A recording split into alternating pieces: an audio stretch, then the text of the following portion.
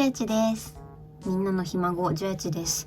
大変遅くなりましたが、今回は紫ピクミンを編んでいきます。今までの子たちとはちょっと足を違う編み方にしてみました。この体格でこの足をつけたらもう足がひょろひょろでとても力持ちな子には見えなかったからです。で、先に足を編んでつなげながら体に入っていくっていう流れになるんですけど、足をつなげる時にちょっと編み目がどこだか分かりにくくなる時があるので、こういうマーカーとか目印になるものがあると今回はいいかなと思います。で、この動画では腕の作り方と、あと頭の先っぽの葉っぱ、つぼみ、お花の作り方は紹介しません。作り方がこの子たちと共通だからです。なのでこの子たちの腕の作り方の動画パート1の動画と頭の先の作り方の動画パート3の動画を概要欄に載せておくので、お手数ですがそちらをご覧ください。どうしてもこの動画で全部紹介しきれないのでご協力をお願いします。なんですが、腕の作り方はすでにこの子たちの動画を見てくださった方が思い出せる程度にさらっと紹介だけしていきます。前回作った赤ピクミンと比べるとこんな感じでデフォルメしてあんまり大きくならないように作ってみました。両方とも同じ種類の毛糸で5号針で作ったものです。なのでこの赤ピクミンよりももっとちゃんと紫ピクミンらしく大きく作りたいっていう方は太い毛糸、太いかぎ針に変更して同じように作ってみてください。では作っていくんですが、この紫の毛糸が暗めな紫なんで、動画を撮ってみたら全然編み目が映んなかったんですよ。どこの目に何をしてるのかっていうのが全然見えなくてボツにしました。なので今回はこの明るめの色のグレーの毛糸で作っていきます。なので皆さんは気にせずに紫で作っていってください。ではやっていきましょう。紫ピクミン力持ち。足作っていきます。じゃあまず最初に輪を作るので、指に1回2回と巻きつけて、この3本を持って左手に持ち替えます。はい、じゃあここから編んでいきます。じゃあ輪の中にかぎ針を入れて、で糸を引っ掛けて出てくる。はい、そしたらもう1回糸をかけてこの穴から出てくる。はい、じゃあこれで最初の作り目できました。そしたら1段目は細編みを5回輪の中に入れます。じゃあまず最初に鎖編み1目で立ち上がりを編みます。鎖編みの編み方は糸をかけて出てくる。はい、これでおしまいです。じゃあ細編み5回、輪の中にかぎ針を入れて糸をかけて出てくる。はい、そしたら輪の中に入れずに糸をかけてこの2つの輪を出てくる。はい、じゃあこれで細編み1回おしまいです。あと4回やっていきます。2目目、3目目、4目目、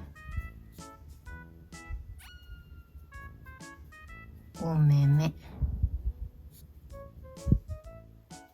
はい、じゃあ5回できました。そしたら1回かぎ針を外したいので、ここをピョンとちょっと伸ばしておきます。そしたら最初に作ったこの輪の2本を引き締めていきます。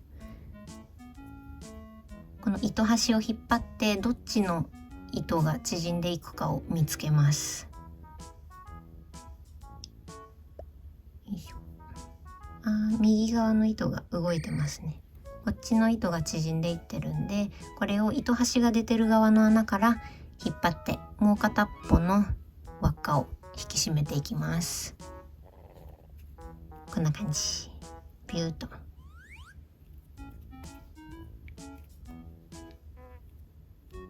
い、片っぽ締められました。そしたらこっちの輪も引き締めたいので、これは糸端を引っ張ると締まっていきます。よいしょ。はい、こんな感じになりました。そしたら続きを編んでいくので、かぎ針を戻していきます。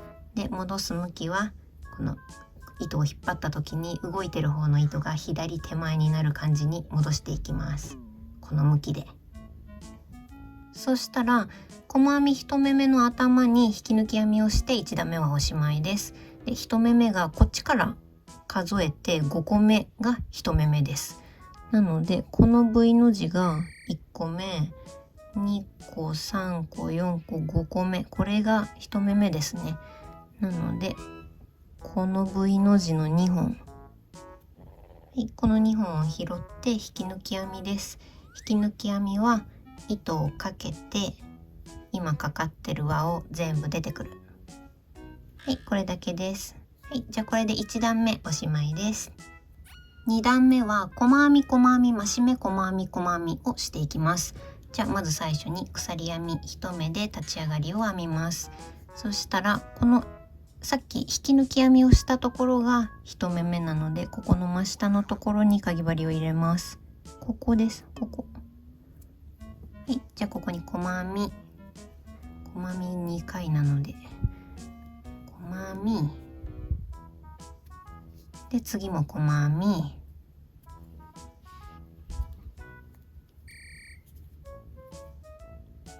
そしたら次の目で増し目をします。増し目、この目に細編みを2回するっていうことです。じゃあ2分の1回目で同じ目に入って2分の2回目の細編みを編みます。2分の2回目、じゃあこれで増し目1回できました。そしたら細編み細編みです。細編み、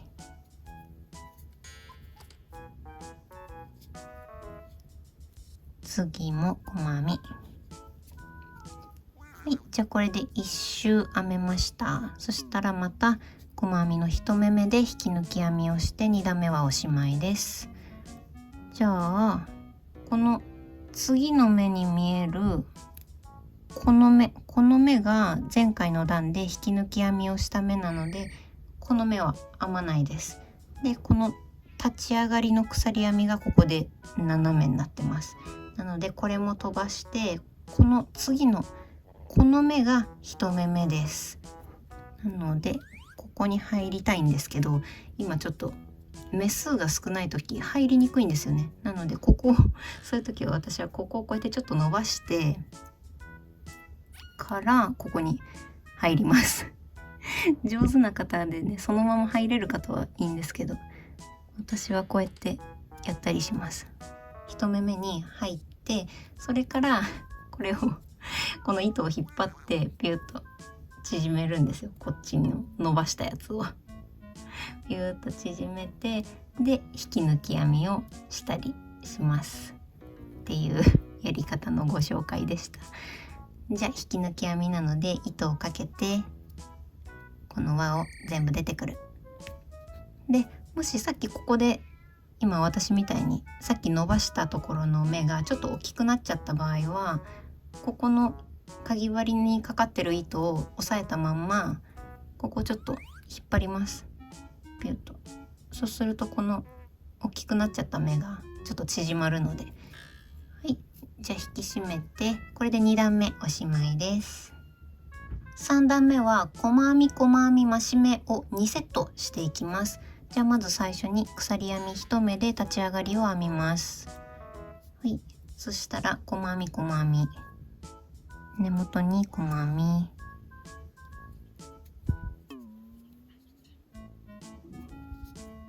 で次も細編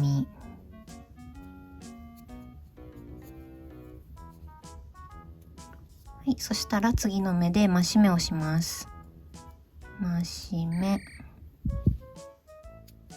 2分の1、同じ目に2分の2。じゃあこれで1セットおしまいです。もう1セットやっていきます。細編み、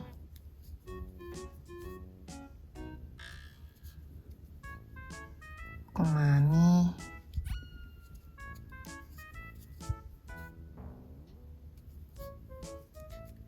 増し目2分の1、同じ目に2分の2。じゃあこれで1周編めました。そしたら足はもう編むところこれでおしまいです。なのでちょっと糸処理をしたいので、ちょっと糸処理できるぐらい伸ばして切っちゃいます。キュキッと。そしたらこの糸を抜いちゃって、この糸をとじ針に通していきます。はい、じゃあ通してきました。そしたら今3段目で8目に増やしました。この V の字が8個今あります。そしたらこれが一番最後の目で、これが前回の段で引き抜き編みをしたやつで、この斜めになってるやつが立ち上がりの鎖編みで、これが1目目です。そしたらこの1目目にこうやって V の字の2本を拾ってこっち側に通します。ピュッと。はい、でそしたらこの一番最後の目、この目ですね、この目の向こう半目だけを拾って向こう側に出てきます。はい、こんな感じです。そうするとここが1目増えたみたいな感じになります。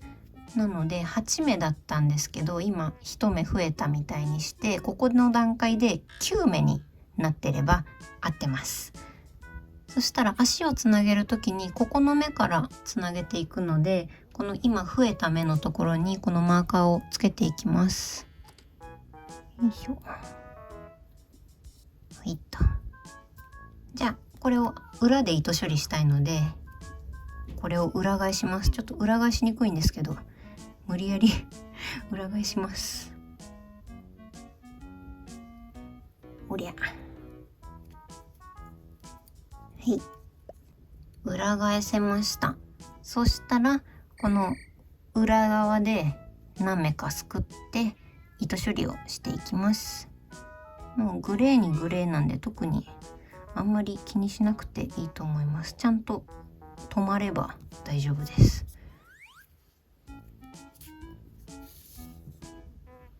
ここの作った輪っかが大きくなっちゃわないように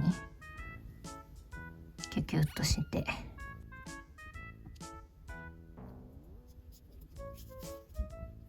片方に何目か通せたら、この一番最後の通したところを残して反対側に逆走すると抜けにくくなるので、そういう風にやってます。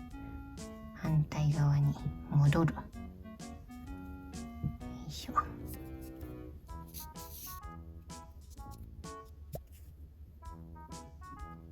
い、じゃあ何目か通せたので、これで糸処理おしまいにしようと思います。そしたらこの一番最初に輪を作った時の糸もこの足の中に入れちゃおうと思うので、もうちょっと短く切っちゃいます。キュキッと。こっちの今糸処理した方もちょっと残して切っちゃいます。じゃあ糸処理できたので、これを表に戻していきます。なんですけど、さっきみたいに無理やりやるとここの作ったループが広がっちゃうかもしれないんで、ちょっとここの糸処理したところを押さえながら表に戻していきます。一応押さえながら、よいしょ。よし。はい、じゃあ片足できました。そしたらこれと同じものをもう一個作ってきてください。いってらっしゃい。両足編んできました。そしたらこの足を編みながらつなげていきます。でね、この一段だけちょっと分かりづらいんですよ。なんですけど、この段を乗り切ってしまえばもう難易度は赤青黄ピクミンと変わらないです。ここのマーカーをつけた目からつなげていくんですけど、かぎ針を入れる時にこの足の内側から外側に向かって刺していきます。じゃあここの目ですね、これを取って、でこっちからこっちに向かってこうやって刺していきます。でそうしたら糸を持ってきてくるっとして引っ掛けて出てくる。はい、こんな感じになります。でそしたらここから鎖編みを3回します。1、2、3回。はい、できました。そしたら反対側の足、この足のまたこのマーカーがついてるところに同じように足の内側から外側に向かって入れていきます。じゃあここを外して、でまた中から外に向かってこうやって入れます。はい、こんな感じにして、でここに引き抜き編みをします。引き抜き編みなので糸をかけて出てくるだけです。こことここもよいしょ。はい、こんな感じで足がつながりました。でそしたらここから4段目に入っていきます。で4段目は全部の目にとにかく細編みをしていきます。細編みを22回していきます。じゃあまず最初に鎖編み1目で立ち上がりを編んで、で1目目の細編みを入れるところがここが今引き抜き編みして足をつけたところですね。そしたらこの次の目、隣の目、ここから細編みをスタートさせます。ここに1回で、この段で1周終わって最後に引き抜き編みをこの1目目にするときに、ここの1目目が分かりにくいので、この段はなのでここにマーカーをつけておきます。1目目の細編みの頭に。はい、じゃあこれでとりあえずこっちの足の分の細編みを8回編んじゃいます。じゃあ今1回編んだので2回目2、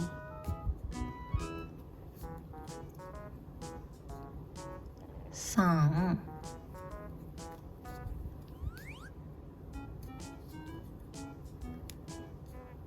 4、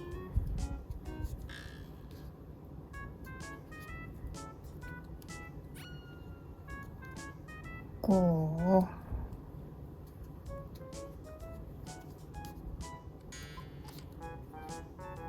6、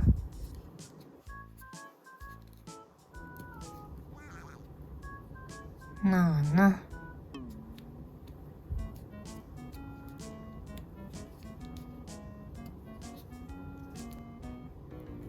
8。よいしょ。はい、じゃあこっちの分の足の8回細編みができました。そうするとこのまた下のさっき鎖編みを3回したところに来ます。そしたら今鎖編みが V の字が上側に来てて、で裏山が裏側に来てるはずです。こういう向きでついてると思うんですよ。上が V の字で下が裏山っていう風にこういう向きでついてるはずです。なのでこれを下から見て、これとこれとこれが裏山です。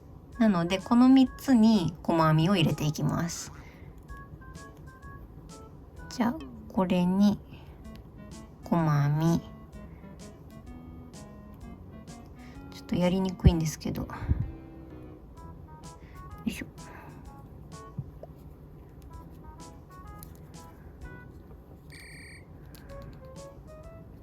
1回目で次の裏山がこれですね。これ次のポコポコのやつに入れます。で細編み2回目、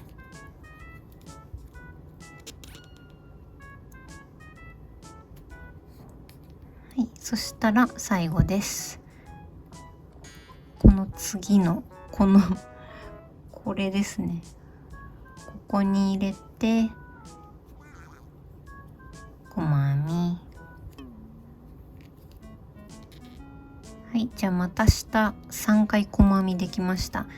でこの最初の糸がちょっと緩んじゃってるんで、これをちょっとギュッとして引っ張って調整します。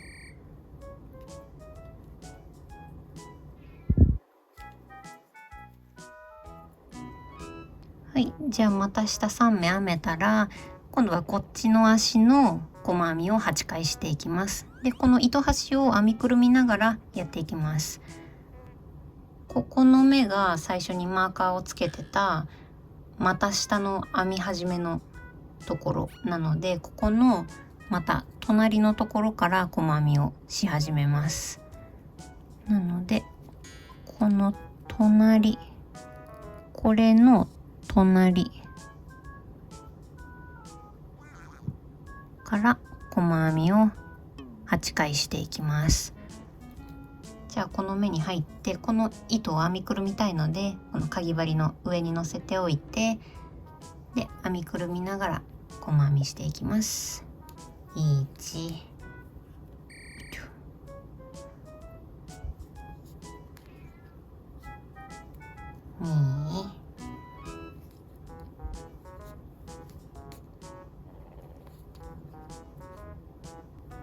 3、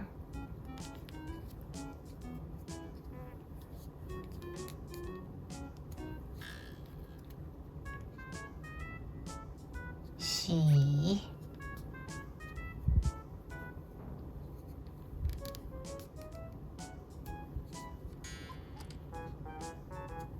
5。じゃあ5回ぐらい編みくるんだらもういいと思うので、この糸端の方はもう編みくるむのをやめて、後でこの足の中に入れちゃおうと思います。6、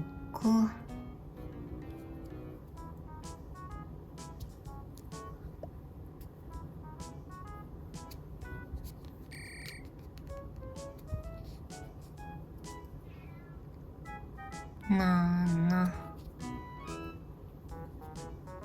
いしょ、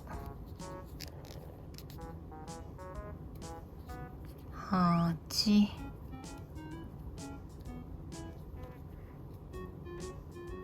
いしょ、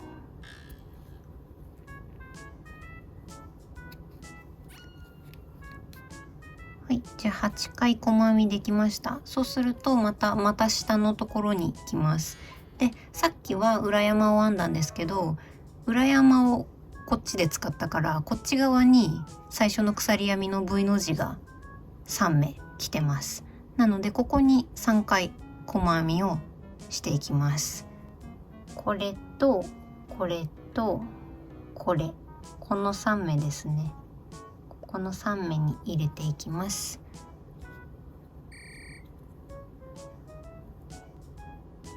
1、よいしょ、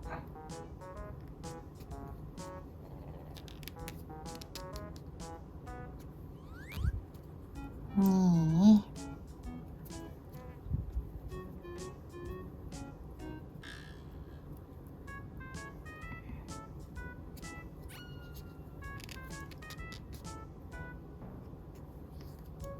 3、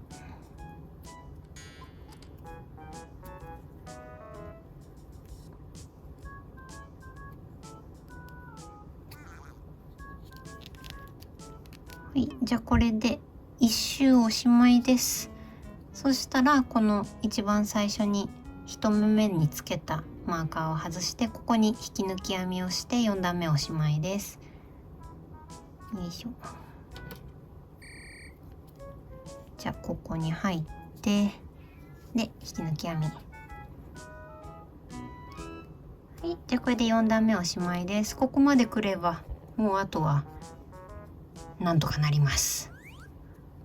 5段目編んでいきます。じゃあまず最初に鎖編み1目で立ち上がって、そしたら細編みを9回します。1、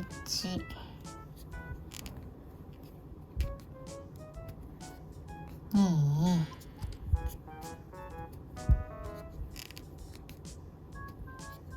3、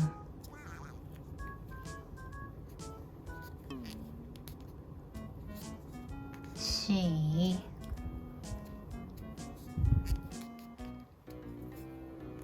5、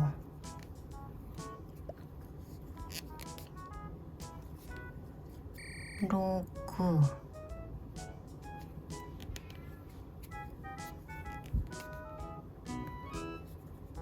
7、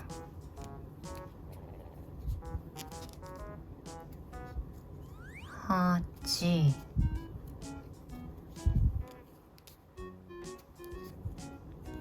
9回。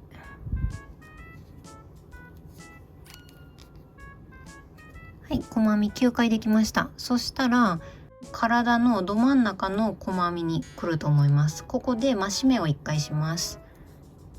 ここに増し目1/2回で、同じ目に2/2回目。はい、増し目できました。そしたらここから細編みを10回します。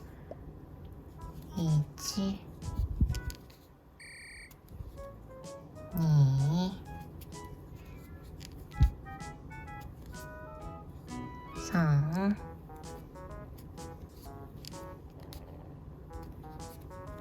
4、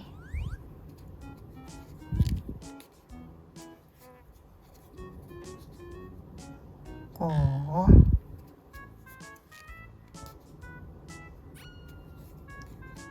6、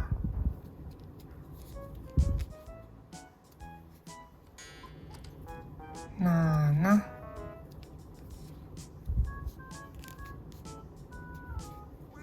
8、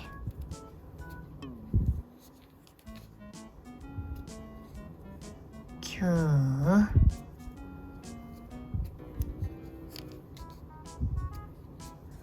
10。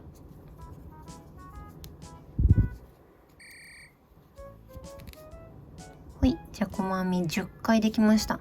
そうするとさっきと反対側のお尻側の真ん中の細編みに来ます。そしたらここでまた増し目をします。増し目1/2、同じ目に2/2回目。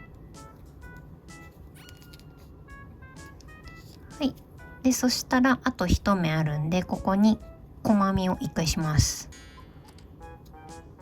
はい、細編み1回。はい、じゃあこれで5段目1周編めました。そしたら細編みの1目目で引き抜き編みします。次の目に見えるこれが前回の段で引き抜いたやつで、これが斜めになってるのが立ち上がりの鎖編みで、これが1目目ですね。ここに引き抜き編みです。はい、じゃあこれで5段目おしまいです。6段目は細編み8、増し目1、細編み2、増し目1を2セットやっていきます。じゃあまず最初に鎖編み1目で立ち上がりを編みます。はい、そしたら細編み8、1、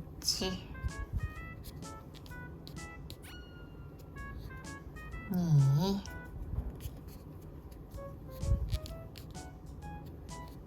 3、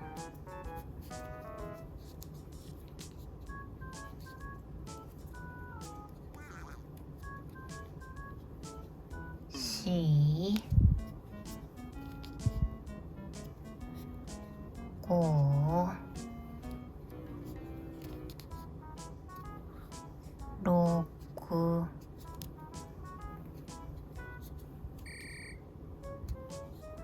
7、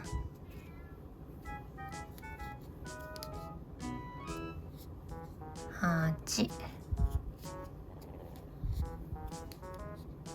はい、細編み8回できました。そしたら次が増し目です。次の目に増し目1/2、同じ目に2/2、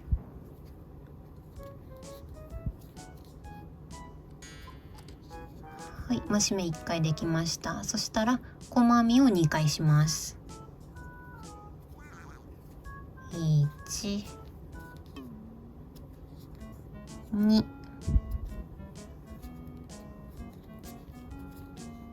ははい、2回細編みできたら次が増し目1回です。2分の1、同じ目に2分の2。はい、じゃあこれで1セットおしまいです。じゃあ今のをもう1セットやってきちゃいます。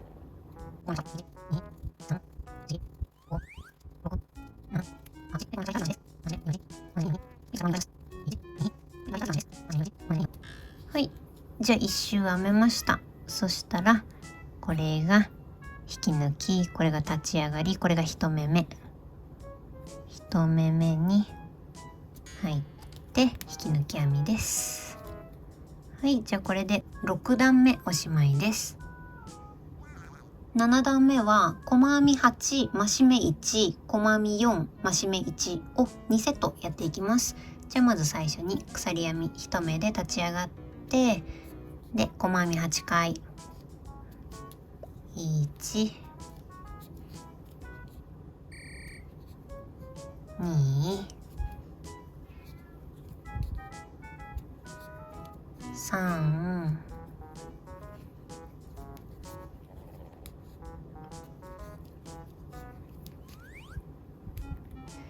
4、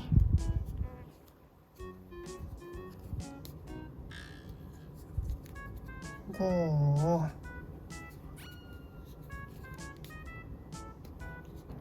6、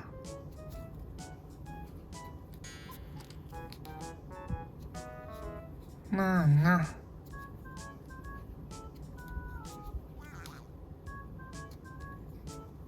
8。はい、細編み8回できたら増し目を1回します。次の目に増し目2分の1、同じ目に2分の2回目。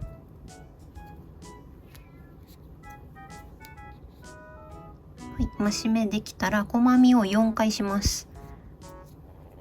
1、2、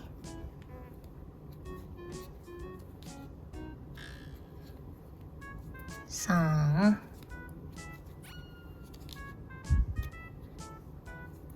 4。は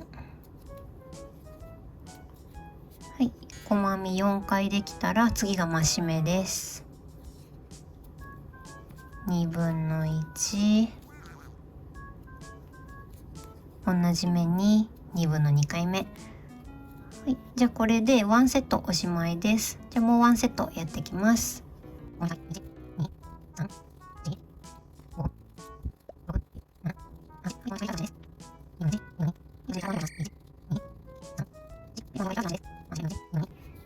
はい、じゃあこれで1周おしまいです。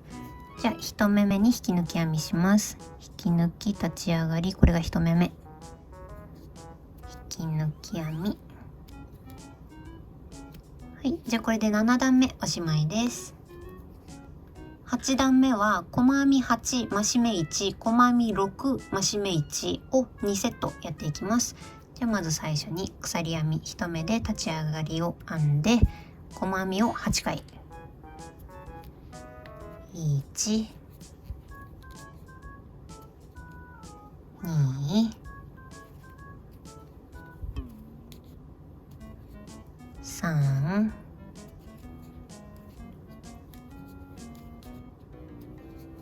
4、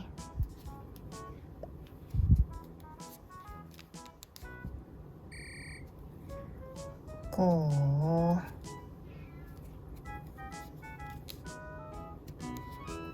6、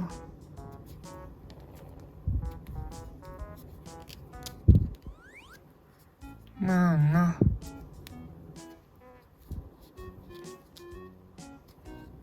8。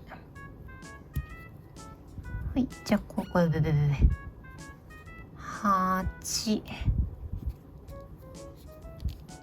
はい、じゃあ細編み8回できました。そしたら次が増し目です。よいしょ。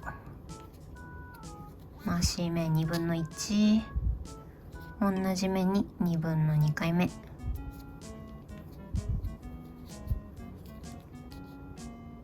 増し目ができたら細編みを6回していきます。1、2、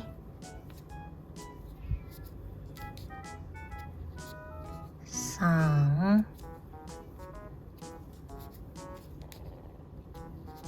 4、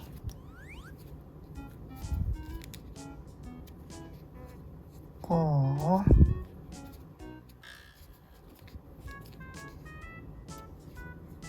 6。はい、細編み6回したら次が増し目です。増し目1/2、同じ目に2/2回目。はい、じゃあこれでワンセットおしまいです。もうワンセットやっていきます。は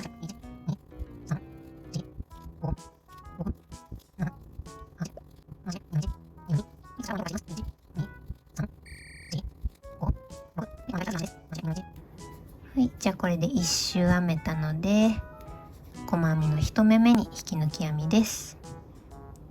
これが引き抜き、これが立ち上がり、これが1目目。よいしょ。はい、じゃあこれで8段目おしまいです。では今8段目で36目に増やしました。そしたら9段目から12段目までの9、10、11、12段、この4段は細編みの増減なしで編んでいきます。なので鎖編み1目で立ち上がって全部の目に細編みを入れていきます。36回で1周編み終わったら、また細編みの1目目に引き抜き編みをして立ち上がりの鎖編みを編んで、でまた細編みを36回してっていう風に4段分やってきちゃいます。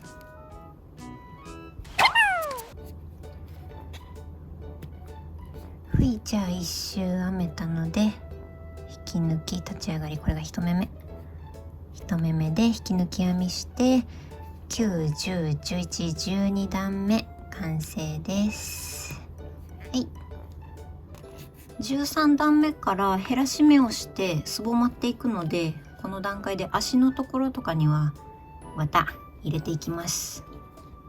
いい感じの量を入れていきます。足にだけ綿を入れてきました。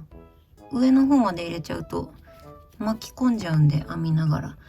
そしたら13段目編んでいきます。編み方が細編み7、減らし目1を4セットやっていきます。じゃあまず最初に鎖編み1目で立ち上がりを編みます。そしたら細編み7、1、2、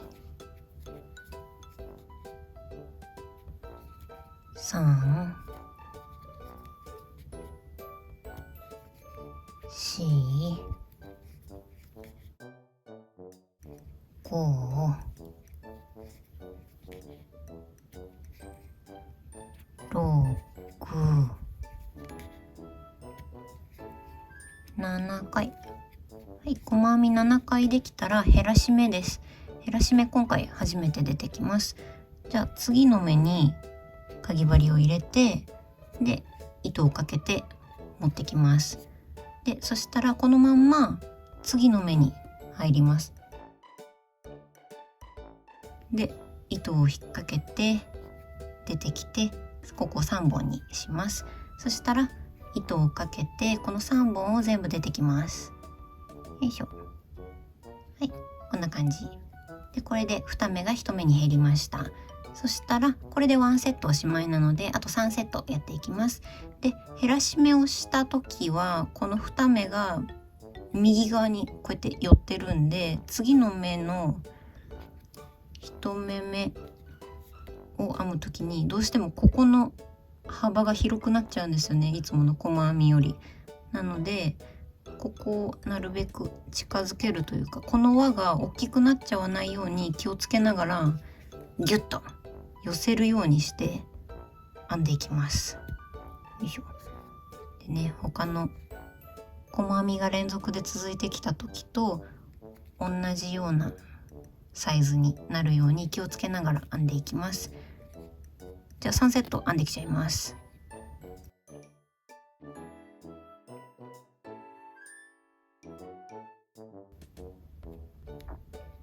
はい、じゃあ1周編めたので1目めで引き抜き編みです。引き抜き立ち上がり1目目。はい、じゃあこれで13段目おしまいです。14段目編んでいきます。じゃあまず最初に鎖編み1目で立ち上がって、そしたら細編みを3回します。1、2、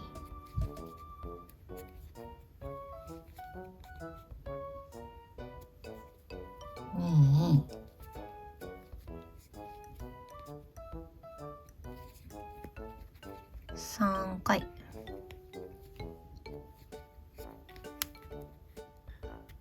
はい、そしたらこの後は減らし目1、細編み6を3セットしていきます。じゃあ減らし目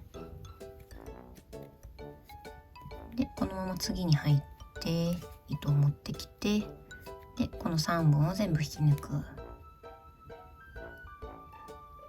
い、減らし目できたら細編み6、1、2、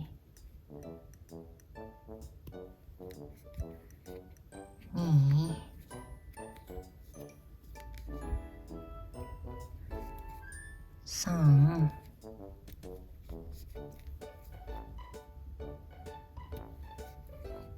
4、5、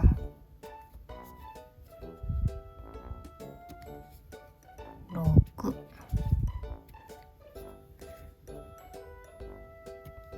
はい、じゃあ減らし目1、細編み6をあと2セットやってきちゃいます。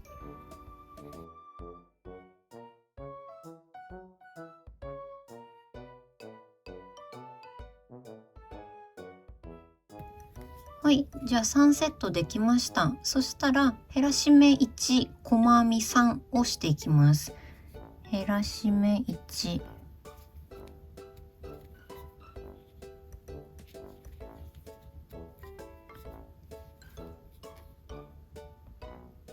いしょ。で細編み3です。1、2、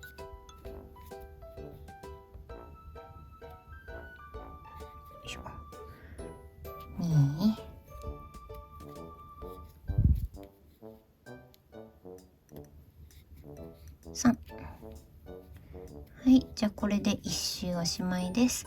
細編みの1目目に引き抜き編みします。引き抜き立ち上がり、これが1目目。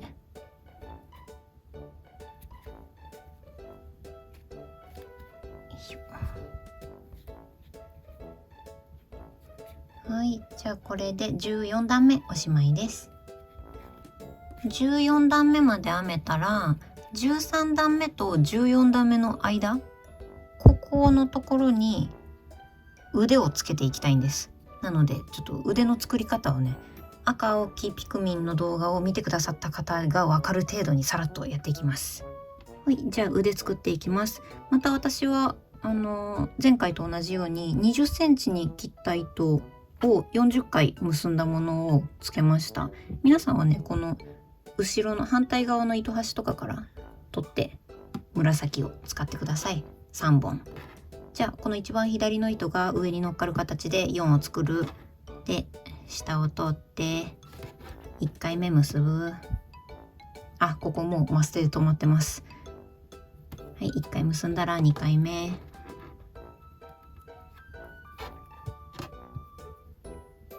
はい、2回できたらこれが右に来る。で今度はこの2つで4、1回目。はい、2回目。はい、2回できたら右に来る。はい、この繰り返しでしたね。じゃあ私は40回がちょうどよかったんで40回これを繰り返しやっていきます。で理想の長さになったらこのマステを外して、でこの指をちょんちょんと理想の長さに切って、でこの液体のり、これをちょんちょんつけて染み込ませて、ちねる良い子か、束ねていきます。で先っぽにちょろっと出た毛糸なんかはのりが固まってからちょんちょんと先っぽを切って整えれば OK です。じゃあその腕ができたものがこちらになります。私はグレーなんでね、これをつけていきます。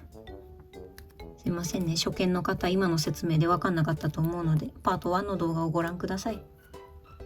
またこの引き抜き立ち上がりの線があるのが背中側にして、で線がない方、こっちがお腹側になるようにつけていきます。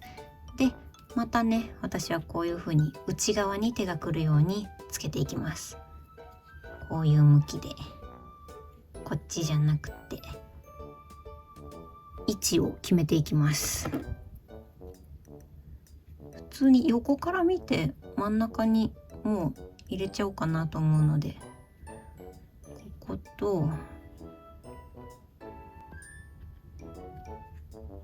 ここでいいかな。もう一個前にしようか。ここにしようか。じゃあ位置が決まったのでつけていきます。ここにこうやって入れて引っ掛けて通します。でまた中で肩結びしちゃいます。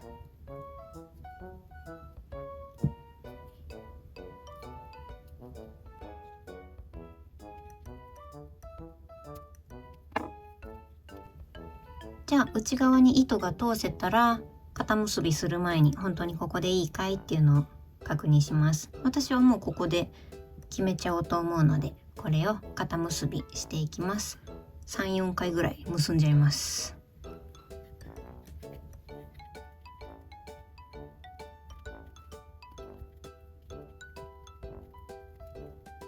はい、じゃあ中で肩結びしちゃいました。そしたらこの糸たちは体の中にしまっちゃいます。そうしたらかぎ針を戻して15段目を編んでいきます。15段目は減らし目1、細編み5を4セットやっていきます。じゃあまず最初に鎖編み1目で立ち上がりを編みます。はい、そしたら減らし目1、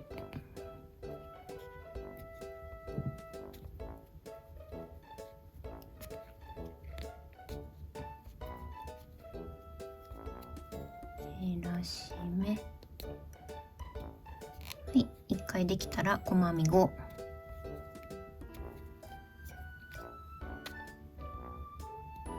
1、2、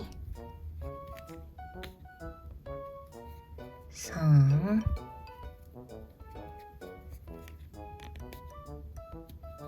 4、5。はい、じゃあこれで1セットおしまいです。あと3セットやっていきます。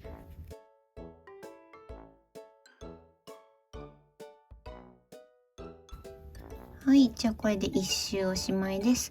細編みの1目目で引き抜き編みします。引き抜き立ち上がり1目目。よいしょ。はい、じゃあこれで15段目おしまいです。16段目編んでいきます。じゃあまず最初に鎖編み1目で立ち上がりを編みます。そしたら細編みを4回します。1、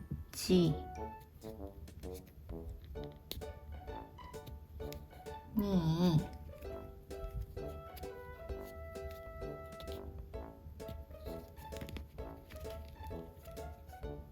3、4回。はい、細編み4回できたら次が減らし目を1回します。減らし目、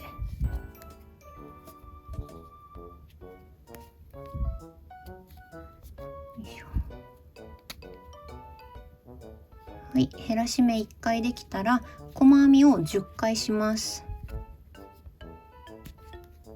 1、2、3、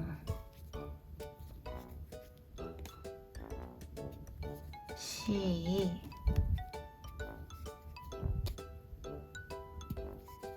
5、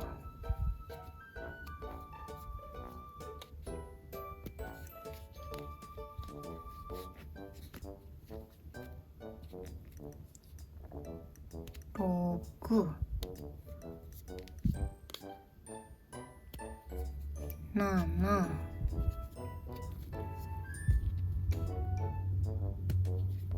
8、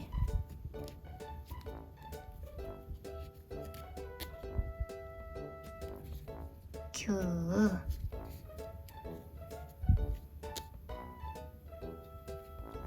10。はい、細編み10回できたらまた減らし目を1回します。減らし目、よ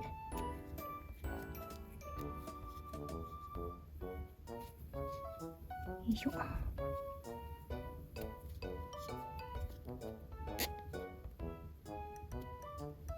い、減らし目できたら細編みを6回します。1、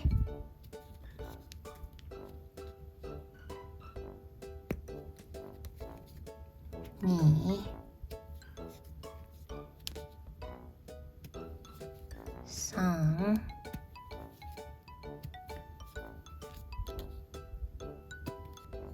4、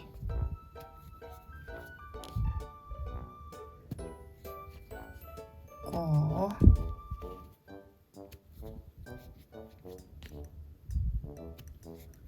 6。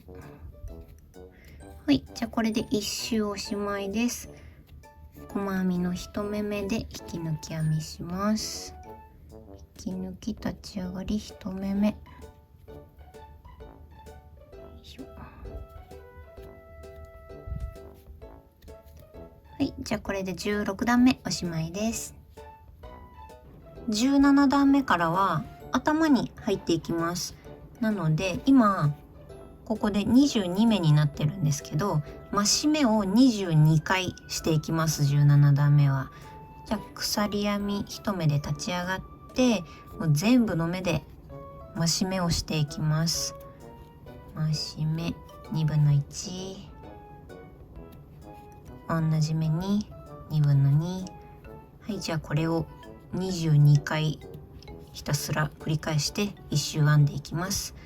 で、増し目を一気にするときは赤ピクミンを作った時と一緒で、こうやってね、次の目を糸を乗っけて自分で隠しちゃいがちなので、そうならないように次の目がどこなのかっていうのをね、一目ずつ確認しながら気をつけて編んでいきます。じゃあこの繰り返しなので一周編んできちゃいます。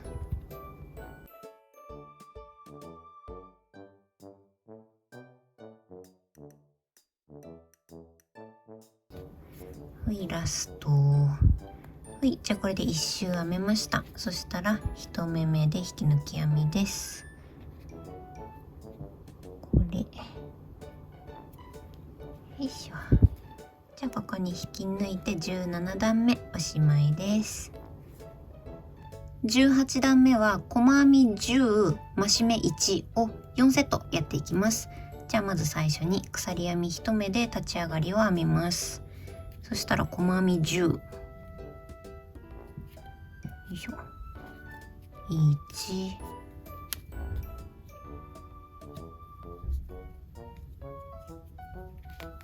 2、3、4、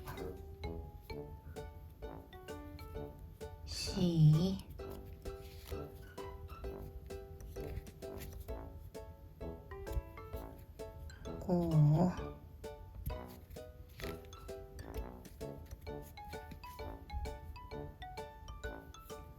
6、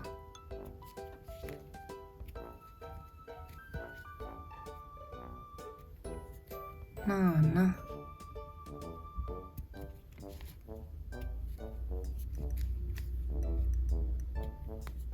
8、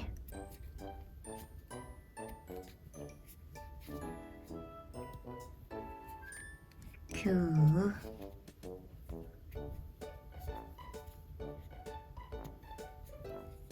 10。はい、細編み10回できたら次が増し目です。増し目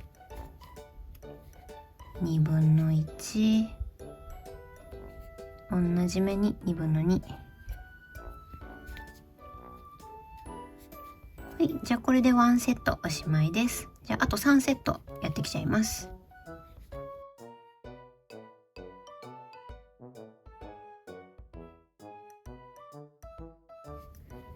はい、じゃあこれで1周編めました。そしたら1目めに引き抜き編みします。はい、じゃあこれで18段目おしまいです。19段目編んでいきます。まず最初に鎖編み1目で立ち上がって、そしたら細編みを5回します。1、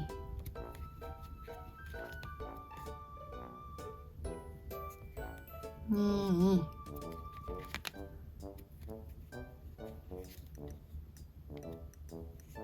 3、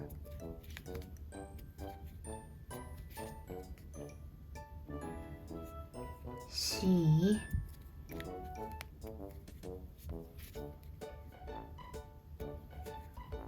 5。はい、細編みが5回できました。そしたらここからは増し目1、細編み11を3セットやっていきます。じゃあ増し目1、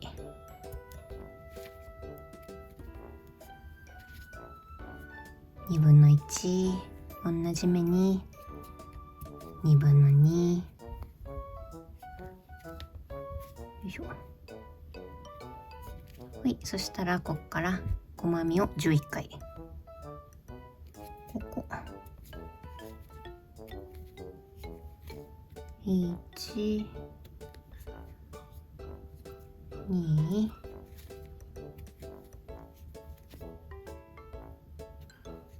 3、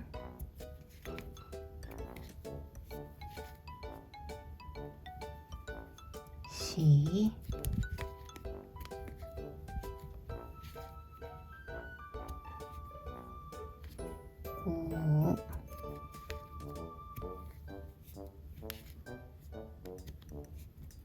5、6、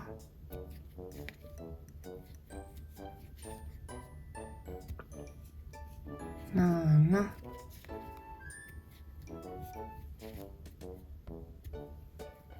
8、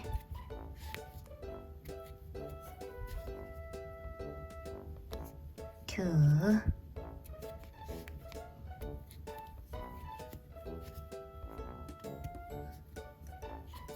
10。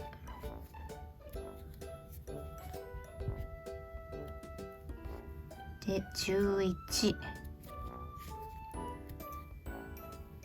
はい、細編み11回できたらこれが1セットです。では増し目1、細編み11をあと2セットやってきちゃいます。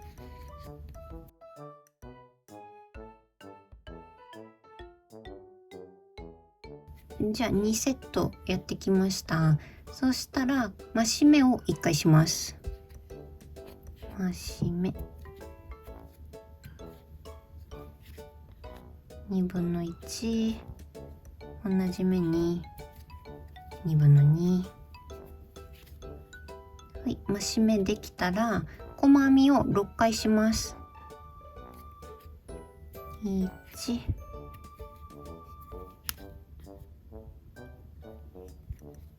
2、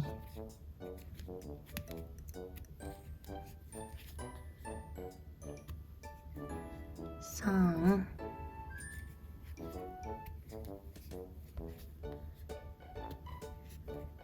4、5、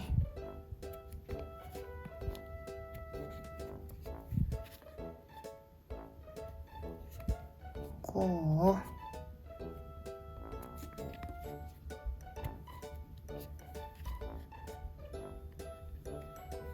6。はい、じゃあこれで1周おしまいです。細編みの1目めに引き抜き編みします。引き抜き立ち上がり1目め、これよいしょ。じゃあこれで19段目おしまいです。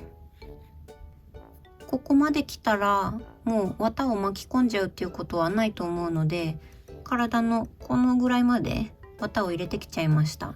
でも今回はこの首のところが太くてまだ全然指が入るので、今入れなくてもね、もうちょっと編み進んでから入れても大丈夫なので、綿を入れるタイミングはちょっと皆さんにお任せします。じゃあ今19段目で52目に増やしました。そしたらここから20、21、22、23、24の5段分は細編みの増減なしで編んでいきます。なので鎖編み1目で立ち上がって細編みを52回します。で52回で1周編んで、そしたら引き抜き編みを細編みの1目めの頭でして、で立ち上がりの鎖編みをして、でまた52回細編みをしてっていうのを5段分繰り返しやっていきます。じゃあやってきちゃいます。52ラスト。はい、じゃあこれで1周編み終わりました。そしたら1目目で引き抜き編みでここに引き抜いて20、21、22、23、24段目完成です。はい、次の段から減らし目をしてすぼまっていくので、私は体の分の綿をお腹ポンポコリになるぐらい詰めてきちゃいました。こんな感じですじゃあ25段目編んでいきます。編み方が減らし目1、細編み11を4セットしていきます。じゃあまず最初に鎖編み1目で立ち上がりを編んで、で減らし目1、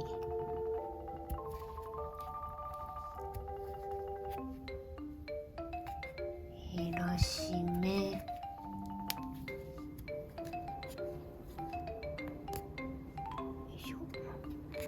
はい、そしたら細編み11、よ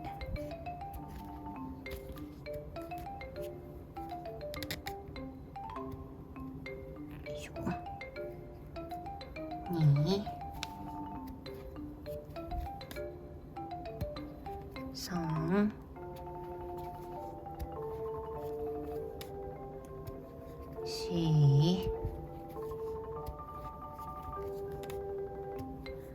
4、5、6、7、8、9、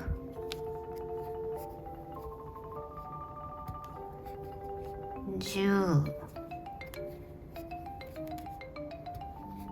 11。はい、じゃあこれで1セットおしまいです。あと3セットやっていきます。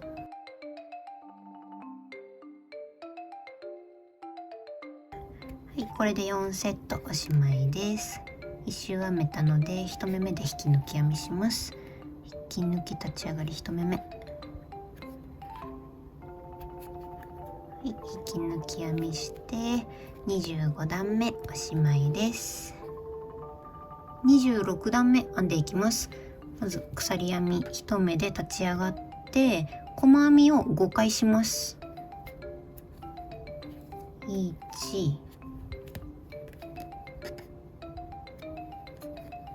2、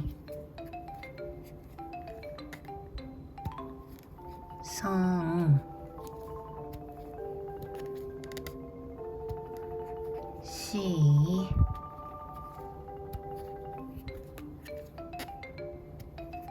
5回、はい、細編み5回できたら、ここから減らし目1、細編み10を3セットやっていきます。じゃあ減らし目1、減らし目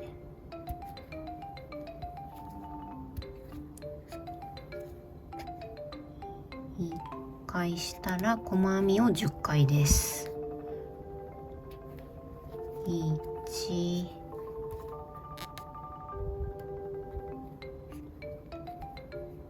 2、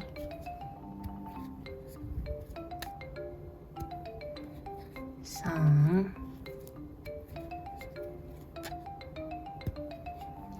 4、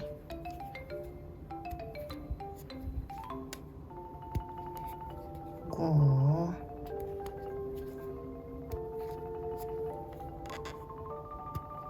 6、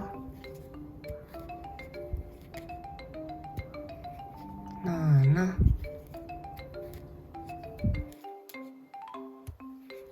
8、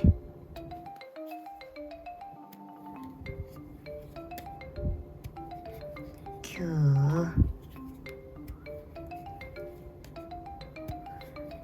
10。はい、じゃあこれで1セットおしまいです。そしたら減らし目1、細編み10をあと2セットやっていきます。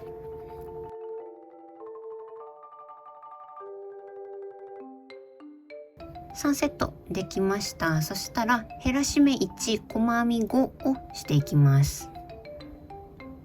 減らし目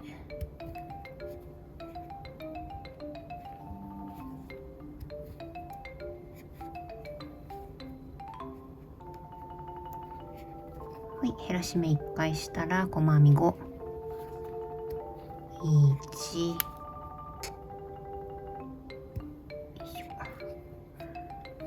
2、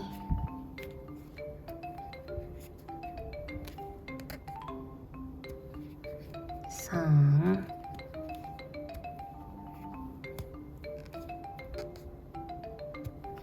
4、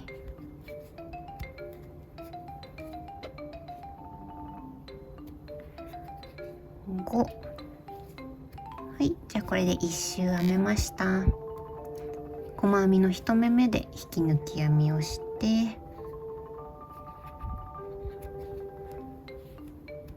い、じゃあこれで26段目おしまいです。27段目は減らし目1、細編み9を4セットやっていきます。じゃあ鎖編み1目で立ち上がりを編んで、減らし目1、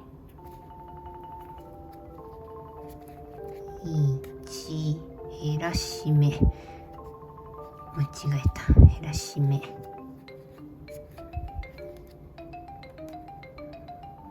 い、減らし目1で細編み9回、1、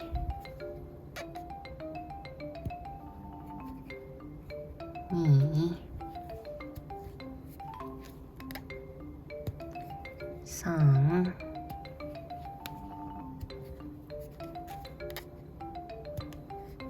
4、5、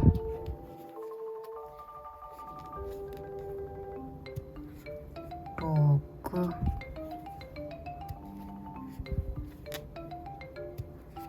7、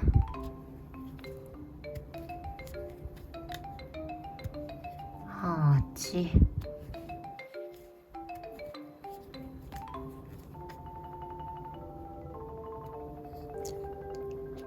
9。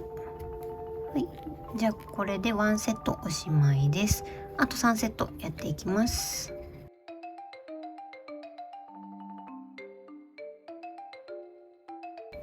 はい、じゃあこれで1周編めました。細編みの1目目で引き抜き編みして、引き抜き立ち上がり1目目、は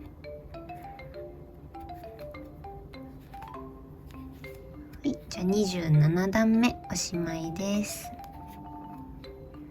28段目編んでいきます。まず最初に鎖編み1目で立ち上がりを編みます。そしたら細編みを4回します。1、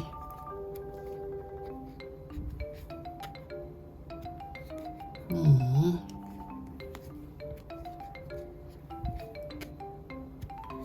3、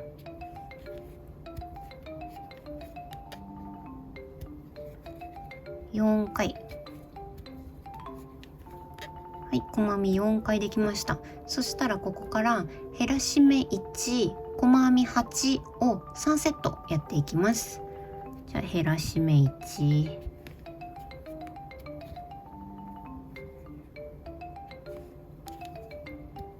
減らし目、はい、そしたら細編み8、1、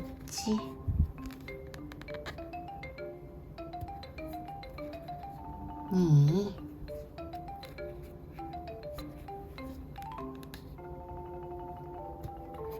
3、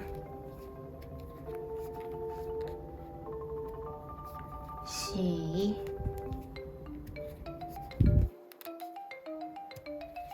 5、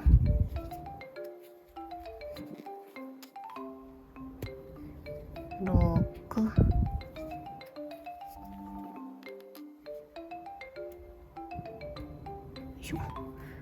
7、8。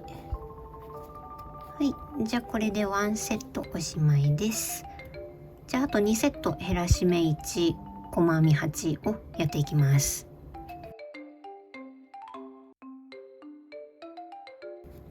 はい、じゃあこれで3セットおしまいです。そしたら減らし目1、細編み4をしていきます。減らし目1、減らし目、は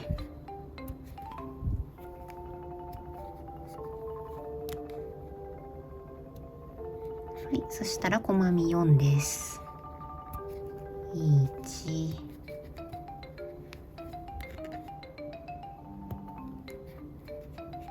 2、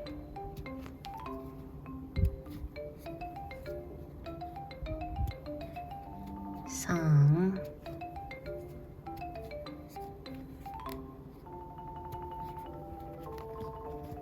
4。はい、じゃあこれで1周編み終わりました。細編みの1目目で引き抜き編みします。引き抜き立ち上がり1目目。はい、じゃあこれで28段目おしまいです。ここまで来たらこれを作っていきます。これ触覚ですかね。私は触覚って呼んでるんですけど違ったらすいません。で、私はこれをつける高さと、あとこれ自体の長さと、あとこれの位置、前後の位置を結構バラバラにしてつけてみました。これは紫ピクミンの画像を見て近づけたいなと思ってこういう風につけてみました。なんですけど、均等な高さで均等な前後で均等な長さみたいな感じでデフォルメしてつけたりとかしても別に可愛いんじゃないかと思います。私はこっち側を8回、12回、10回結んだやつをつけて、こっち側が10回、8回、8回結んだものをつけました。ご参考までに。これが赤ピクミンの足の余りなんですけど、鎖編みに引き抜き編みをしたやつです。これと比べるとだいぶ細いです。これをつけてもいいので、全然私と一緒じゃなくて構わないので、好きなものを好きなところにつけてください今回はこの子の作り方なので、これの作り方をやっていきます。じゃあ作っていきます。私これまた20センチに切った糸です。私は中で肩結びをしちゃうので20センチで足りるんですけど、全部編んでから位置を決めたいっていう風になると後でとじ針でねつけなきゃいけないので、20センチじゃ絶対足りないので長さはお任せします。この1本の糸をただ結んでいくだけなんです。まず私の場合は右が前で左が後ろっていう向きでこうやって結びます。で1回こうやって真ん中の方に来るようにこうやって結ぶんですよ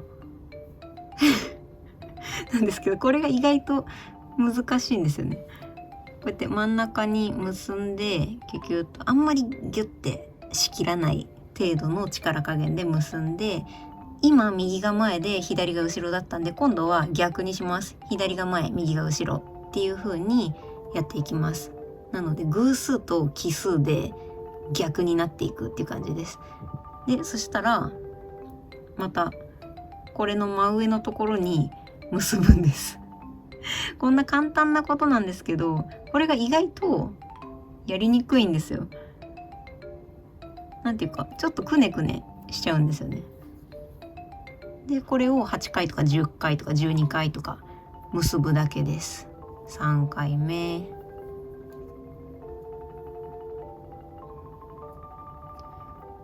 ていう感じで、ここね、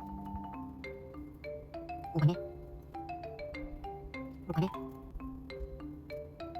なんかね、なんかね。はい。じゃあ8回結ぶとこんな感じになりますなんですけど、これが結構やりにくいんですよ。やりにくくて、これを6本作らなきゃいけないし、あと紫ピクミンを何体も作るってなったらこれを12本18本といっぱい作らなきゃいけないわけです。なので私はサポートアイテムを作ってみました。これはこれテグス、見えますか？テグスがついてるマスキングテープです。ただテグスをここでマスキングテープで留めてるだけです。テグスはダイソーで買った約 0.2 ミリのテグスらしいです。過去の私のメモによると。このサポートアイテムがあるだけで結構やりやすくなるんですよ。別にテグスとマステじゃなくても、こういう細いものと、あと重りになるものがあれば大丈夫です。代用できます。でこれをこういう風によいしょって留めて、ここをねこうやって輪っかになるようにするんです。でそうすると勝手に真ん中で結ばってくれるんですよ。この毛糸がこういう風に毛糸を通して、そうすると勝手にこうやって真ん中で重たくなってくれるんで、これを右が前にして1回結ぶ。ピューッと、ほらで1回できたら今度は左が前で右が後ろで2回目を結ぶっていう感じで、こんな感じでやっていきます。この触覚もね、私は硬いもので作りたくなかったんですよ。プラスチックとか、あと金具みたいなああいう硬いもので作りたくないけど、でもこうやってピャンってピャってしたかったんですよね。で私が当時4歳2歳の甥っ子姪っ子に作ってたっていうのもあるんですけど、赤青黄ピクミンの動画で子供がピクミン大好きでとか、甥っ子姪っ子がピクミン大好きでっていう保護者の方からのメッセージをたくさんいただきました。本当に皆さんありがとうございます。大変励みになっております。なのでね、私は皆さんのお子さんとか甥っ子姪っ子ちゃんが何歳ぐらいなのかとか、そういうのは全然わからないんですけど、何歳であれ怪我しないに越したことないんで大人でも金具刺さったら怪我しますからね。なのでもう第一優先怪我しないっていうことで、第二にこの子たちピクミンちゃんたちが壊れないっていうことで、こういう風にね毛糸とかフェルトとか柔らかいもので作りたくてこうやって考えてみました。なのでこの毛糸で作って中で肩結びするっていうところに落ち着いてます今のところ。はい、じゃあ8回そんなこと言ってる間に結べました。そうしたらこれはね、ただこうやってペッて外してこれをピューッと抜くだけです。そうするとこのテグスがすっごい細いんで、この先端に穴が開かないんですよ。さっき作ったやつがなくなった。どこ行った？恥ずかしくて逃げたか。あ、いたいたいました。捕まえました。これがサポートアイテムありで作ったやつで、これがさっき手だけで作ったやつです。なんかちょっとこっちの方がくにゃくにゃしちゃってますよね。サポートアイテムがあった方がちょっと綺麗なんですよなので私はサポートアイテムを使ったやつをつけていきます。そしたら今作ったこの8回結んだやつを27段目と28段目の間のところ、ここのところにつけていきます。で、私は真ん中ら辺につけたみたいですね、前後の位置は。じゃあこのことに設定つけていこうと思うので、真ん中ら辺につけていこうと思います。じゃあ腕と同じようにこの辺かな。でもあまり気にせずつけていきます。紫ピクミンちゃんたちも触覚の位置は個体差というか個人差というかそういうのがあるかもしれないのでね、生き物ですからみんな違ってみんないいっていうことで。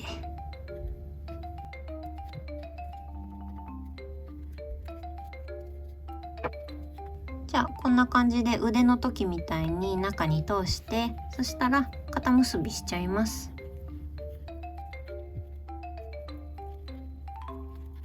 はい、結べたらもうこの糸はもうどんどんこの中に入れていっちゃいます。じゃあこんな感じで左側、私たちから見て左側だけ1本つきました。でそしたらこの段には私はこっち側だけつけました。均等につけたい方はこっちにも同じ段につけちゃっても大丈夫なのでお任せします。じゃあこれをつけたら29段目を編んでいきます。29段目は減らし目1、細編み7を4セットやっていきます。じゃあまず最初に鎖編み1目で立ち上がりを編んで、そしたら減らし目1、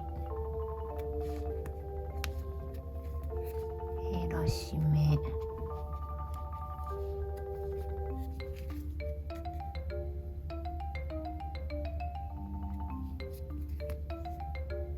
で細編み7、1、2、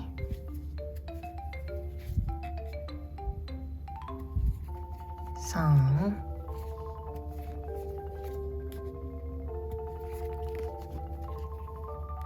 4、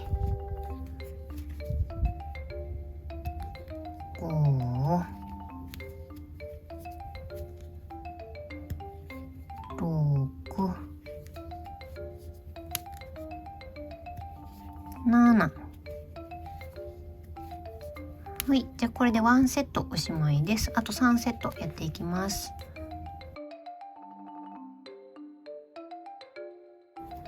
はい、じゃあこれで1周編み終わりました。細編みの1目目で引き抜き編みします。引き抜き立ち上がり1目目。はい、じゃあ引き抜き編みしてこれで29段目おしまいです。29段目が編めたらこっち側の触覚を1本つけていきます。28段目と29段目の間のところに、真ん中よりちょっと前らへんのところにつけてるみたいですね。この辺。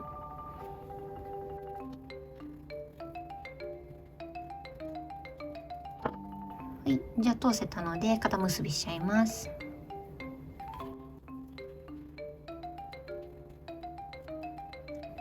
はい、結べたので中に毛糸を入れちゃいます。はい、そしたら30段目編んでいきます。30段目はまず最初に鎖編み1目で立ち上がりを編んで、ここから細編みを3回します。1、2、3回。はい、3回できたらここから減らし目1、細編み6を3セットやっていきます。じゃあ減らし目1、減らし目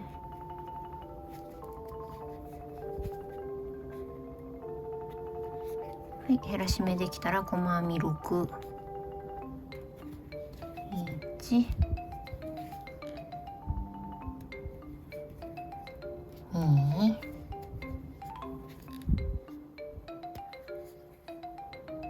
3、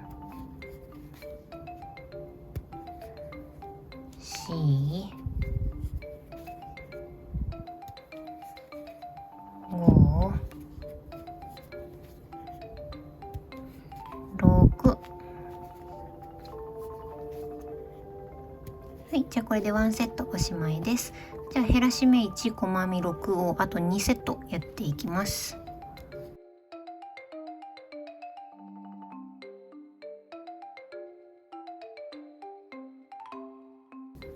はい、3セット編めました。そしたら減らし目1、細編み3をしていきます。減らし目1、よ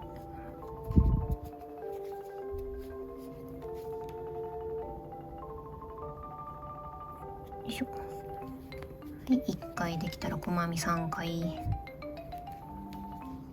1、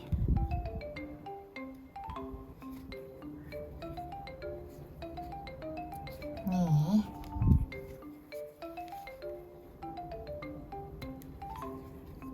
3回。はい、じゃあこれで1周終わりです。細編みの1目めで引き抜き編みします。引き抜き立ち上がり1目め。はい、じゃあこれで30段目おしまいです。29段目と30段目の間は左右両方とも私は触覚をつけました。こっち側が結構前の方につけていて、でこっちはさっきつけたやつよりちょっと後ろの方につけてますね。なのでつけ方一緒なのでもうつけてきちゃいますね。こんな感じにつけられました。そしたら続きを編んでいきます。31段目は減らし目1、細編み5を4セットやっていきます。鎖編み1目で立ち上がって減らし目1、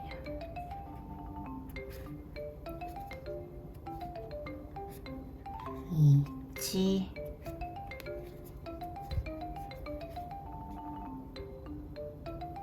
はい、そしたら細編み5回です。1、2、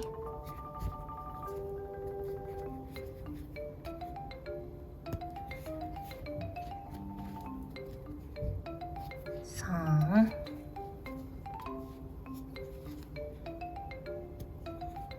4、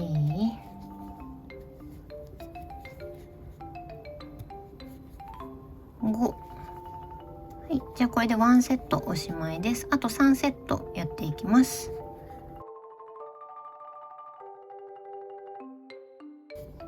はい、じゃあこれで1周編み終わりました。細編みの1目めで引き抜き立ち上がり1目目。ここに引き抜いて31段目がおしまいです。30段目と31段目の間はこっち側にだけ触覚をつけました。最初につけたこれのちょっと後ろのところにつけてるみたいですね。じゃあつけてきちゃいます。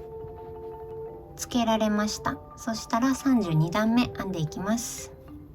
編み方が減らし目1、細編み2を6セットやっていきます。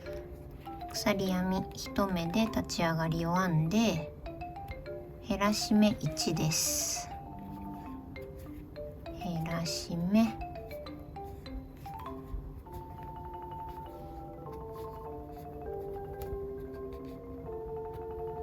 い、そしたら細編みに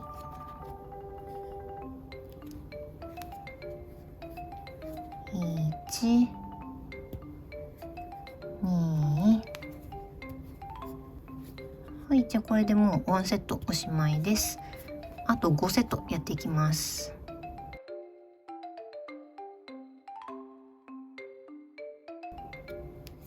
はい、じゃあ1周編み終わりました。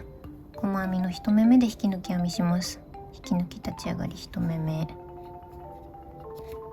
し。じゃあここに引き抜いて32段目おしまいです。31段目と32段目の間に最後の触覚をつけていきます。前回こっちでつけたやつよりもちょっと後ろにつけてるみたいですね。じゃあつけちゃいます。触覚6本つけられました。そしたら綿入れていきます。この綿を入れる時の注意点なんですけど、上からこうやってギュウギュウ入れてるとだんだんこうやって首が伸びていっちゃってスタイルが良くなっちゃうんですよ。なのでここのもたつきがなくならないように、スタイルが良くなっちゃわないように調整しながらいい感じの量を入れていきます。この先どんどん角に向かって細くなっていくので、何段か編んで綿入れて、何段か編んで綿入れてっていう風にこまめに綿は入れてってください。じゃあ33段目編んでいきます。細編み1、減らし目1を6セットやっていきます。じゃあ鎖編み1目で立ち上がって、細編み1、細編み減らし目、細編み減らし目っていう風に交互に編んでいくだけです。はい、細編み減らし目、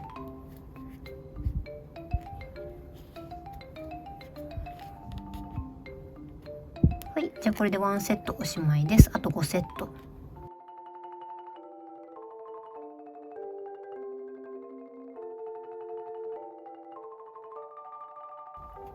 はい、じゃあ1周編めました。1目目で引き抜きます。引き抜き立ち上がり1目目。よいしょ。はい、じゃあここに引き抜いて33段目おしまいです。34段目は減らし目1、細編み8、減らし目1をしていきます。鎖編み1目で立ち上がりを編んで、減らし目1、減らし目、よ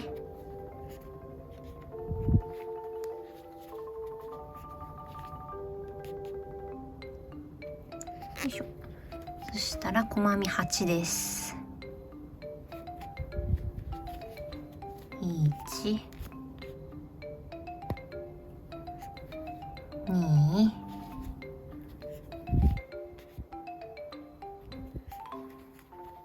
3、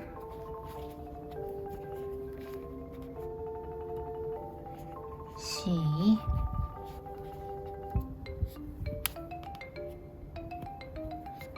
5、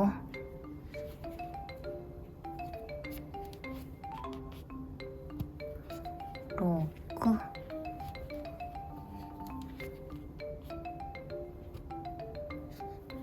7、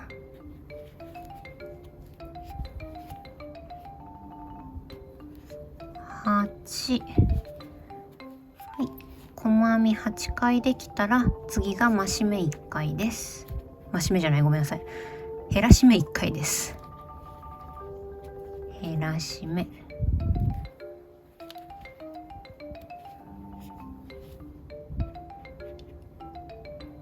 いしょ。はい、これで1周おしまいです。1目目に引き抜き編みです。引き抜き立ち上がり1目目。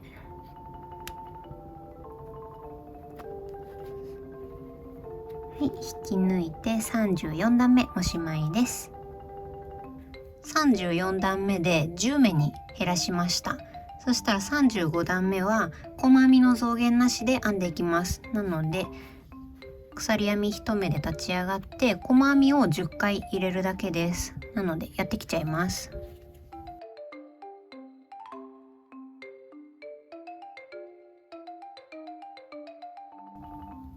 はい、10回細編み編めたら1目目で引き抜き編みです。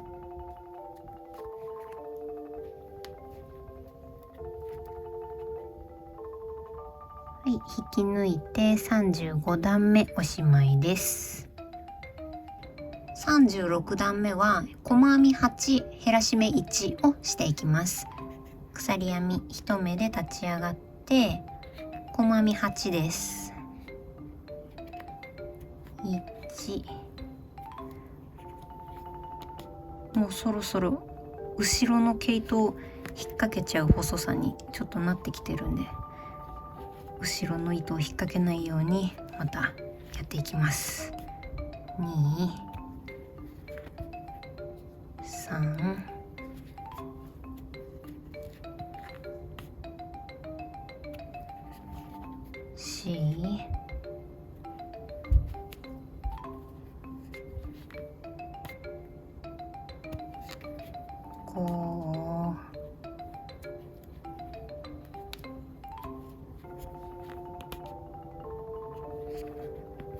6、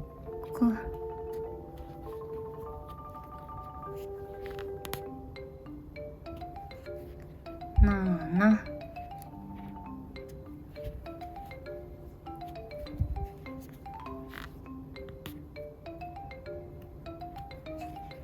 8、ここか。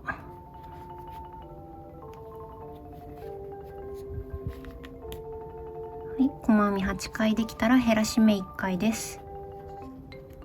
減らし目、よいしょ。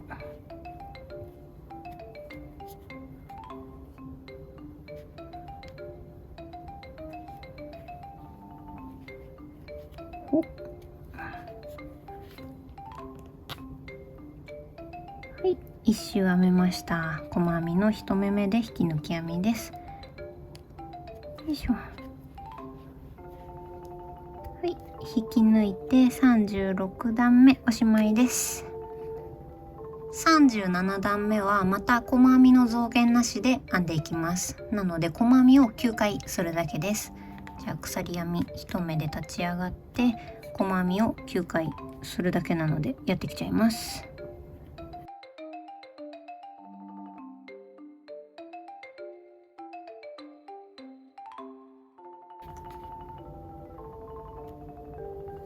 はい、9回できたら細編みの1目めで引き抜き編みです。よいしょ。はい、1目めに引き抜いて37段目おしまいです。38段目は減らし目1、細編み7をしていきます。鎖編み1目で立ち上がりを編んで減らし目1です。減らし目、は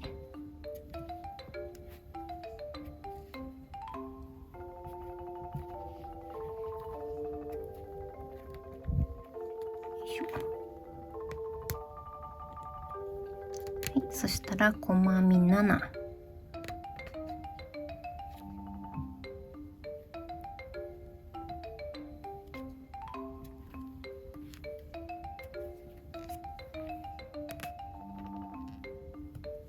1、2、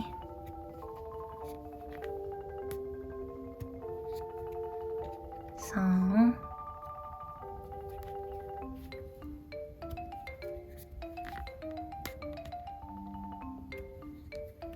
4、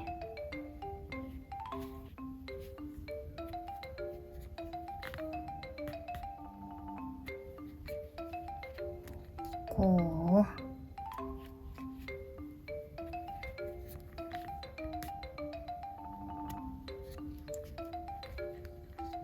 6、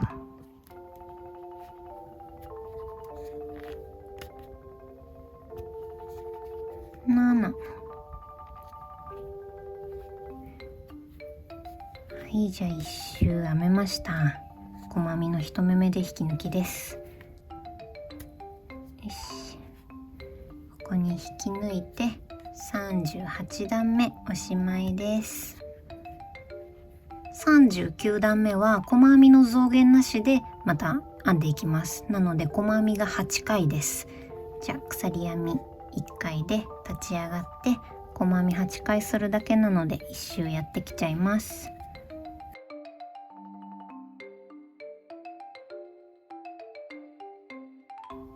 はい、じゃあ細編み8回できたら1目めで引き抜きます。よいしょ。は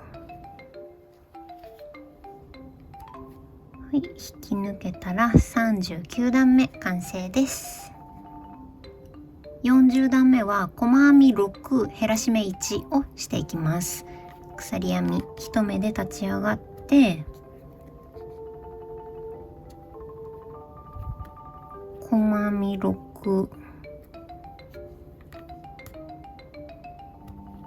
1、2、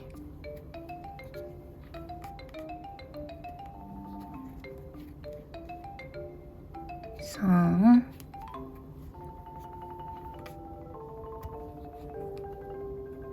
4、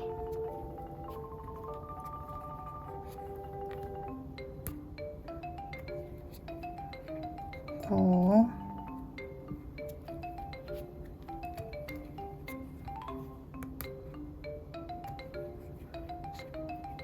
6、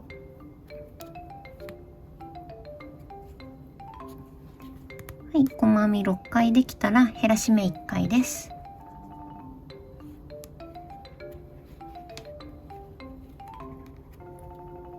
減らし目、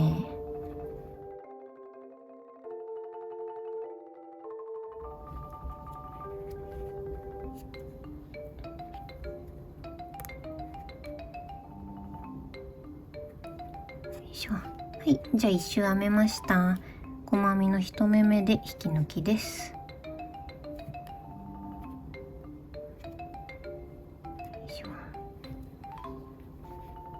はい、引き抜いて40段目おしまいです。41段目はまた細編みの増減なしで編んでいきます。なので細編みが7回です。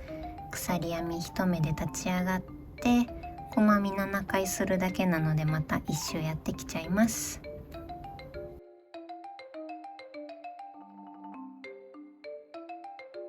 はい、細編み7回できたら1目目で引き抜き編みです。よ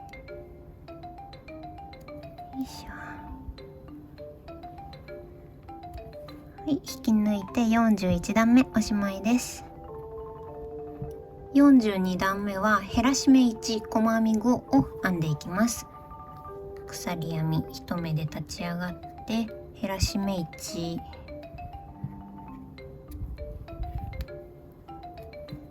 減らし目、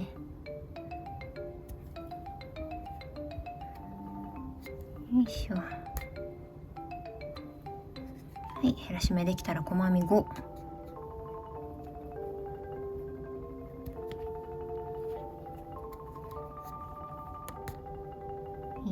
1、2、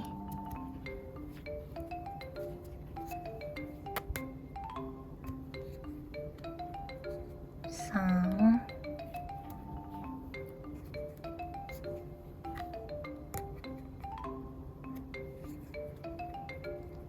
4、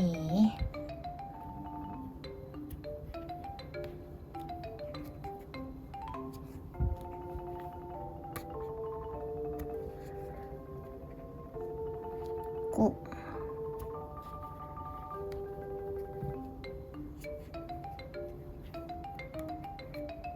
はい、1周編めました。そしたら1目目で引き抜き編みです。よいしょ。は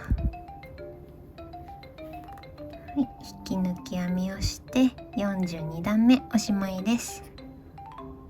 43段目は細編み4、減らし目1をして最初の1目目に引き抜き編みをするときに緑の糸で引き抜いていきます。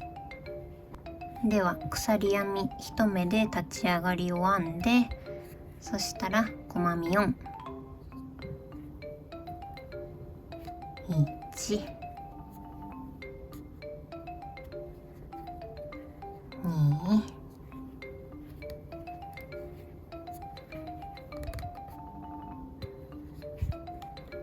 3、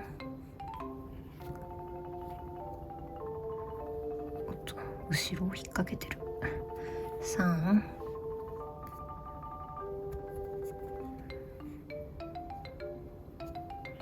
4、はい、細編み4回できたら減らし目1、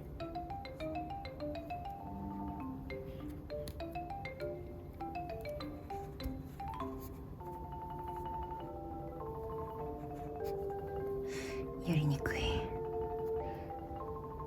いしょ。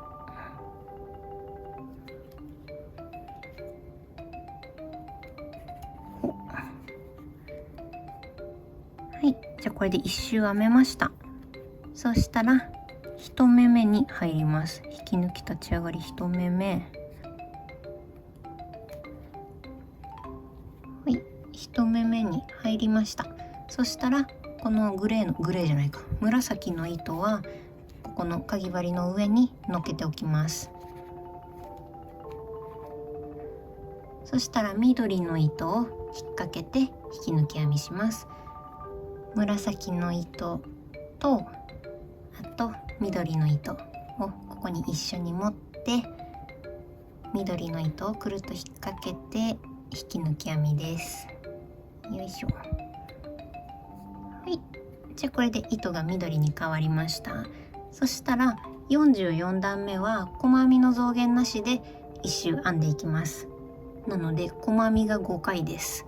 そしたら最初に立ち上がりの鎖編みをするんですけど、それが緩んじゃわないようにここの糸端の2本は両方ともここでギュッと持ったまま立ち上がりの鎖編みを編みます。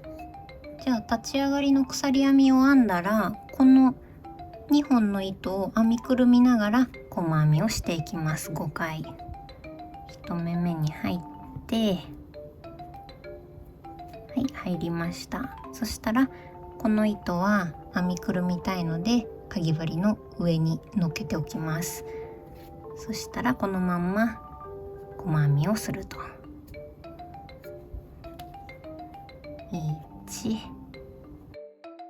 2目目2目目入ったら上に乗せて細編み。はい、じゃあこれを5目やってきちゃいます。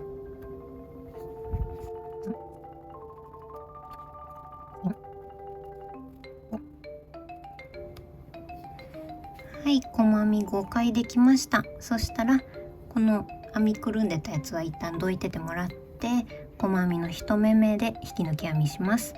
この皆さんは紫の糸が一番最後の引き抜き編みをしたやつで、緑のこの斜めのやつが立ち上がりで、この次が1目目です。ここに引き抜き編みします。よいしょ。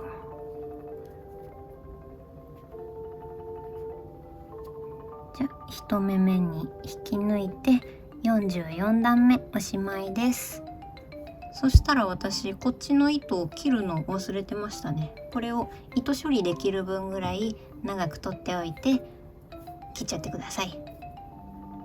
この先の次の段からは赤青黄ピクミンのパート3の動画の分になります。この葉っぱつぼみお花ゾーンにもう入っていくのでお手数ですが、そちらの動画をご覧ください。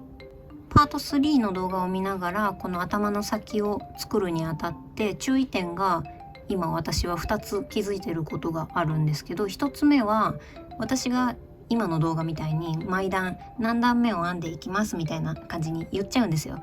なんですけどあの子たちとこの子はそもそもここまでの段数が違うので、ここから先の何段目っていうのは参考にならないのでご注意ください。あとはこの色です。私は赤大きいピクミンはお花が白なので白い毛糸で編んでます。でも紫ピクミンちゃんはこういうピンクっぽい色なので、私につられて白で編まないように気をつけましょう。葉っぱ以外の方この2点だけだと思います。他にもあったらすいません。じゃあパート3でここに何かしらをつけたらこれの目なしバージョンになりますね。そしたらあとは白い楕円のフェルトとあと黒いまん丸のフェルトをボンドで貼るだけです。この目を貼る位置なんですけど、私みたいにこうやって触覚を前後させてつけたっていう人はなんとなくここが真ん中な気がしませんか？今でも体が全然ここ真ん中じゃないんですよ。左向いてますよね。なので足を見て真ん中を決めます。真ん中ここですね。なので触覚から見ると全然真ん中じゃないんですけど、体の中心はここなのでここから見てちゃんと左右均等につくように気をつけながらつけていくといいと思います。この目が正面から見るとこういう感じなんですけど、私は楕円に切ったやつのちょっと内側真ん中寄りに黒目をつけてます。両方とももうこうやってカーブしていってるんで、真ん中につけるとちょっと両目が外向いてるような感じに見えたので、こういう風にしてみました。それから赤青黄ピクミンの動画にこのフェルトをもうすでに丸く切れてるフェルトシールを手芸屋さんで購入してつけましたっていう風に教えてくださった方がいらっしゃいました。ありがとうございます。確かにと思って、なので手芸屋さんが近くにあったりとかして、そういうのが手に入る方はそういうのを活用するといいと思います。ありがとうございます。教えてくださって。こういう風にコメント欄がもっと楽にピクミンが作れるような情報交換の場みたいな感じになったら嬉しいので、よろしくお願いします。ありがとうございます。いつも。ではこれにて紫ピクミン完成です。完成。疲れたでいかがだったでしょうか。赤大きいピクミンよりもね、ちょっと足をつけるところとか触覚をつけるとかちょっとめんどくさいところもあったかとは思いますが、ぜひ作ってみてください。私チャンネルを立ち上げた時にこんなにたくさんの方に見ていただいて、あったかいコメントをいただいて、リクエストをいただいてっていう風になると思ってなかったんですよ。なので本当にありがたいです。大変励みになっております。さっきも言いましたが、コメント欄が本当に優しいんですよ。本当に治安が良くてびっくりしてます。いただいたリクエストにちゃんとお答えして、編み図が考えられるかどうかとかもわからないし、更新頻度もこんなに低いチャンネルですが、今後ともよろしくお願いします誰なんだね君は。灰色ピクミン、ネズミ色、ネズミ色ピクミンだよははっつって、すいません。今回の動画はこれでおしまいです。皆さんはパート3の動画で頭の先っぽをつけてきてください。ではジャーチと紫ピクミンと、あと動画のために体を張ってくれた灰色ピクミンでした。ありがとうございました。バイバイバイバイバイバイバイバイ。